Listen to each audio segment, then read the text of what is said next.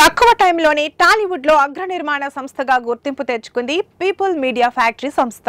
కార్తికేయ 2, ధమాకా వంటి హిట్లు ఇచ్చిన ఈ సంస్థ ఆ తర్వాత వరుసగా సినిమాలు నిర్మించడం మొదలుపెట్టింది. 100 సినిమాలు నిర్మించాలనే లక్ష్యంతో చిన్న పెద్ద అనే తేడా లేకుండా అన్ని సినిమాలకు శ్రీకారం చుట్టింది.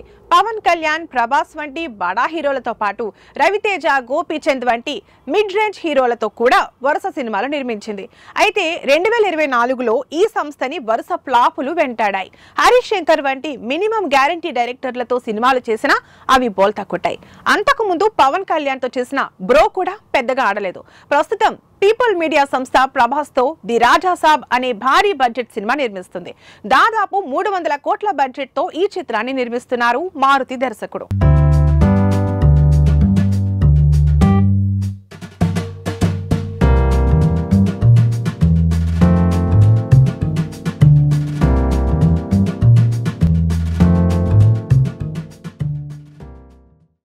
ఈ సినిమా కనుక హిట్ అయితే పీపుల్ మీడియా వారు చాలా వరకు గట్టెక్కేసినట్లే.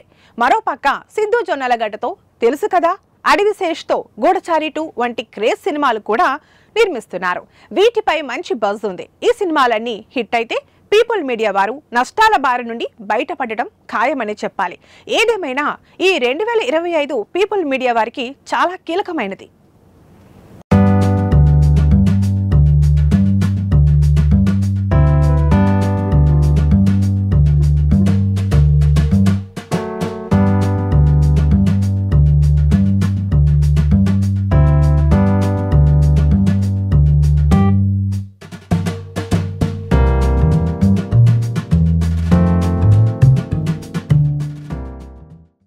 ఇవండి వాళ్ళ షో టైమ్ అప్డేట్స్. మరిన్ని అప్డేట్స్ తో మళ్ళీ కలుద్దాం. Until then bye by.